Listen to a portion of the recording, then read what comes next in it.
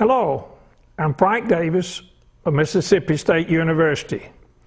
It is really an honor and a pleasure for me to have the opportunity to speak to you today about insect rearing, training, and education.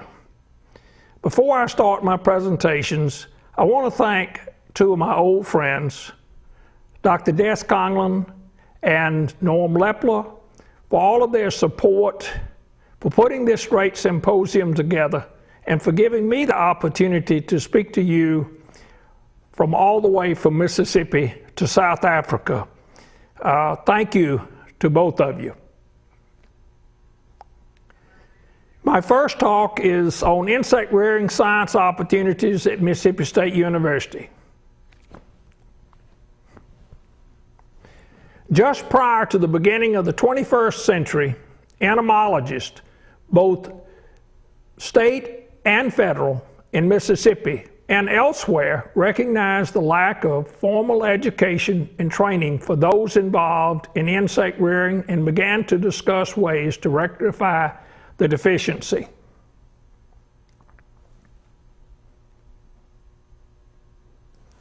In the year 2000, the Entomology and Plant Pathology Department at Mississippi State University bought fully into the concept that insect rearing is essential to the advancement of entomology as a science and as a business, and that formal education in rearing is critical to success. Thanks to the support of Dr. Clarence Cullison, head of the Department of Entomology and Plant Pathology, and Dr. Vance Watson, Vice President for Agriculture, Forestry, and Veterinary Medicine, we now have an insect rearing center. From the year 2000 to present, our insect rearing center has accomplished the following: a state-of-the-art facility for rearing insects for research and for conducting scientific research on rearing insects has been designed, constructed, and is in full operation. We have sponsored 10 insect rearing workshops. We have also established staff and graduate student research opportunities in rearing science. We have established an insect pathology service to assist the insect rearing community. We've also established an insect rearing library based on a generous gift from Dr. Pritam Singh. The education and training component of our center's activities has centered around our insect rearing workshops. Our first workshop, Principles and Procedures for Rearing Quality Insects, was held in September of 2000. Due to the overflow of requests to attend, a second workshop was held in October of that year. Each workshop is limited to 24 students to allow workable hands-on laboratories and tours of rearing facilities. 9 areas of rearing are covered from Sunday afternoon beginning at 1:30 p.m. to Friday noon. These areas are considered to be critical to the development of successful rearing programs.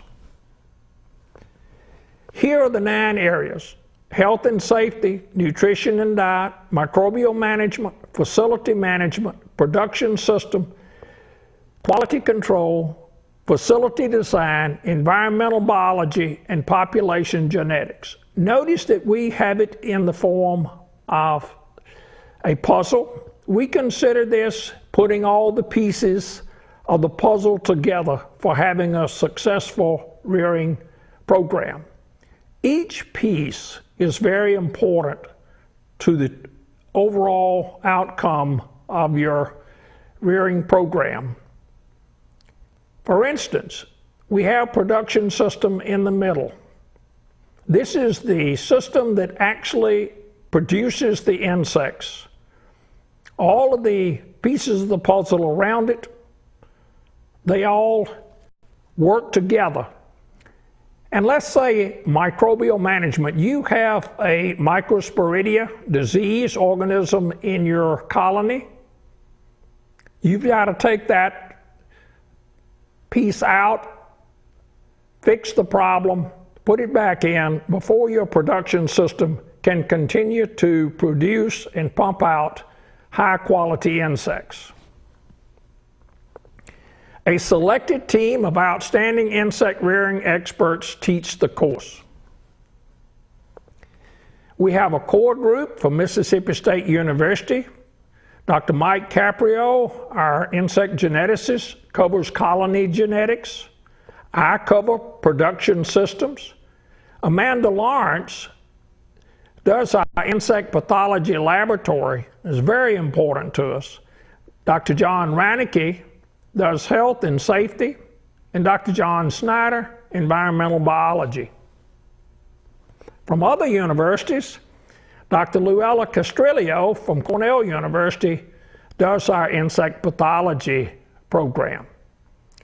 Dr. Norm Lepler from the University of Florida is our lecturer for quality control. We also go out to the USDA, ARS. Dr. Chaudhry from the screwworm program in Panama City, Panama, does insect diets. And then we go and get two people from private business. Dr. Bill Fisher from BASF in North Carolina. He teaches both facility design and facility management. Tom Rydell from Jackson, Mississippi of Air Filter Sales and Services is an expert in air purification and comes to talk to our group about air purification. We also have guest lecturers invited on occasion. An example is Dr. Pritam Singh. Now here's some figures from our previous 10 workshops. The total number of students that we've had is 229. USA students, 181, and they come from 34 states. International students, 48, and they've come from 18 countries. Men versus women, they're about even. Private versus public sector, there's been a few more from the private than from the public sector. Student age, education level, and rearing experience. 2/3 of the students have been 34 years of age or older. The majority hold a MS or PhD in biology or related field, and half of them have been employed in insect rearing for more than 5 years. The workshop has been highly successful for the following reasons. We have outstanding student participation. They are very eager to come to the workshop. They really get into learning and to visiting with fellow students and also with lecturers. And I cannot say enough about our lecture team's efforts for excellence. Every year, this lecture team works to improve their lectures. Also, we have a student workshop evaluation each year, and we have responded to what students have said about our workshop to make it better. Also, our departmental staff's team participation. It has been unbelievable that our staff they have bought into this insect rearing workshop, and they do everything they can to make it come off successfully. Now, for learning about things that are going on in our insect rearing center's activities, just please view our website. We change it as we need to, and we invite you to our website. 2008 Insect Rearing Highlights. The 11th Principles and Procedures for Rearing Quality Insects Workshop will be from September the 28th to October the 3rd. Every seat has already been taken. We are now taking a waiting list. Also, we want to alert you to the new book titled Principles and Procedures for Rearing High Quality Insects, which will be ready for market this October. Also, we have completed our state-of-the-art walk-in rearing rooms. These are all 6 rooms that are operated through a central computer for humidity, light, and temperature, and they are state-of-the-art. Future efforts for insect rearing education. We at Mississippi State are looking at, very seriously, considering utilizing long-distance educational means to provide a university-level course in insect rearing and the workshop. Now I'm going to move directly into the next talk, after which I will ask for questions which Dr. Norman Lepler then will be kind enough to answer for you. The evolution of the science of rearing insects in the laboratory from 1950 to 2000 has just simply been phenomenal. We have moved from tabletop rearing of a few hundred insects per week to mega facilities producing millions of insects per week. As a result, a solid foundation of insect rearing information and technology was generated during this time period. We also observed the birth of private ventures in insect rearing for a multitude of purposes to go along with public ventures which have traditionally focused on rearing for education and research purposes. In response to the significant growth of public and private insect rearing ventures, entrepreneurs seized the opportunity to provide insect rearers with insect diets, individual diet ingredients, rearing containers, specialized equipment, cages, and so on. As we look back over these 50 years, what stands out as the single most weak point? To us, it was the lack of formal education and training in how to rear significant numbers of high-quality insects at the lowest possible cost. Then how did we educate ourselves during those years? Well, on-the-job training, each one of us have a degree in what I call the University of Hard Knocks, from job training. Secondly, visits to established rearing laboratories, reading the available literature, attending meetings where rearing papers were presented, and finally, having rearing expert visit rearing facilities for consultation. Education and training ventures have already begun by Mississippi State University in the public sector. And Dr. Alan Cohen, who was at Mississippi State University and taught our insect diet lecture for a number of years, is now retired, and he is in the private sector.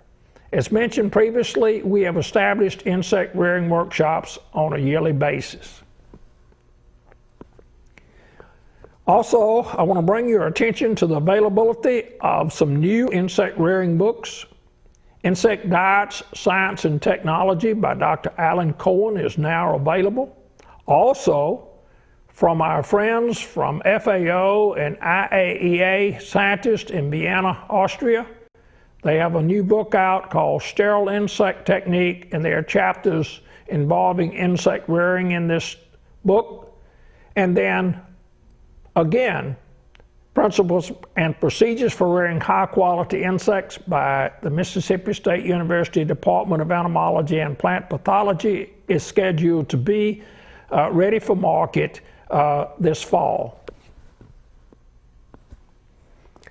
Also, the academic education in insect rearing insects. It has already begun. Alan Cohen will be teaching a graduate level seminar in insect rearing at North Carolina State University this fall. He and the Department of Entomology at North Carolina State are considering developing a university course in rearing. We at Mississippi State University are most interested in developing long-distance education in rearing so that we can better reach audiences from around the world. We at Mississippi State University have been very interested in determining the value of our workshop to its past students. Here are 3 success stories that we would like to share with you. They demonstrate that education and training can pay significant dividends in improving insect rearing programs. This one is by Peter Ebling, head of the Insect Production Services Natural Resources Canada at the Great Lakes Forestry Center. The MSU Insect Rearing Workshop provided the cornerstone for us to rebuild our rearing program after the demise of our insect colonies due to a microsporidian infection. Using knowledge granted at the workshop, our facility is back on track to become a world leader using the highest possible QA and QC standards and developing new rearing technologies. This is a picture of the group at the Great Lakes Forestry Center. We are very, very proud of having had 6 of the 7 staff members here as students for the workshop. And the young lady that is coming next year to the workshop will complete all 7 of their staff members will be alumni of our workshop. This was quite a surprise to me, but one that I am truly thankful for. This summer, Aaron Sullivan of the Seattle Woodland Park Zoo and Zane Greathouse of the Greathouse Butterfly Farm, Arlington, Florida, are making a presentation at the Invertebrates in Education and Conservation Conference. Their presentation is about our workshop and how it has impacted their facilities. According to Aaron, the workshop pathology and quality control sections have significantly benefited their insect zoo projects. Zane says the following about the workshop. I've used what I learned at MSU to design my new lab, but my new knowledge goes beyond lab design. I have already incorporated our management practices, quality control, and pathology. Your teaching won't stop with me. I've shared much of what I've learned with my staff and the International Butterfly Breeders Association. Here's a slide of Aaron and Zane and I at the 2008 workshop. I want to bring out a point about Zane. He will have attended 4 of our workshops, including the 2008 workshop. Each time, Zane brings 1 or more of his technicians to the workshop. This year, he's bringing 2. I think that says an awful lot for the workshop and how he values this workshop for his rearing program.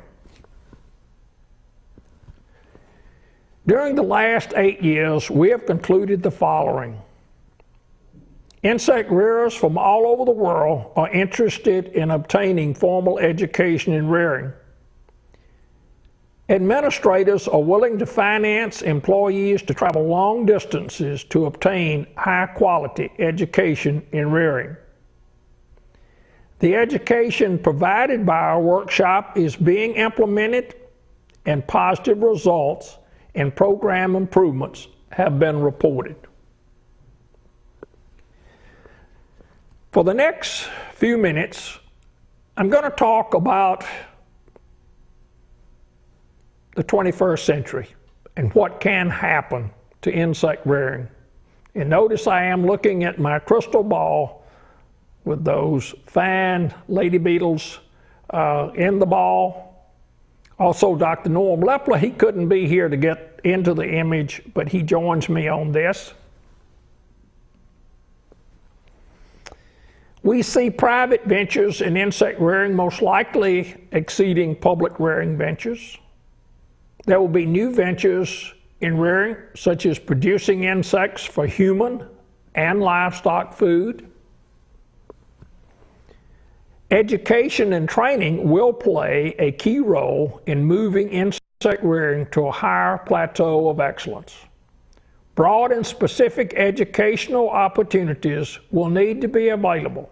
For example, production systems for rearing predators and parasites are quite different than those for rearing butterflies. So we're looking at the possibility of having some workshops, let's say, for rearing biological control agents, parasites and predators. We're looking at them at other workshops for things like butterflies. We're looking at it for other pest insects that we would be working on for trying to find ways to manage them. We're also looking, as I have mentioned before, long-distance educational efforts will open the door to formal education in insect rearing to a much larger audience. In summary, the 21st century can be the golden age of insect rearing if we continue to strengthen our existing foundation through formal education, research, publishing our findings, and I do challenge those that are in the public sector in rearing to please publish your findings. Also, transferring technology. I know that Dr. Stella Chang is in the audience there in South Africa, and I commend her. She is an alumnus of the workshop for the work that she's doing in transferring technology that she's developed, she and her staff, on a liquid diet for the fruit flies. And she is working all around the world to transfer this technology to them and improving our communications to include the entire insect rearing community. And Peter Ebling has developed a database for all the people around the world that are rearing insects, also arthropods and nematodes for pest management. I want to thank Cesar Monroy for the long distance hookup, Sherry McMillan for assistance with the PowerPoint presentations, and Joe McGowan for the images that he has provided us. If there are questions, I'm sure that my good friend Norm Lepler will take care of them. I want to thank you again for the opportunity to be where I can speak to you through satellite, which is quite something for an old gentleman like me to realize, but it has been a pleasure, and I wish you the best in your insect rearing, and also have a great time in Durban, South Africa at the International Congress of Entomology. Goodbye.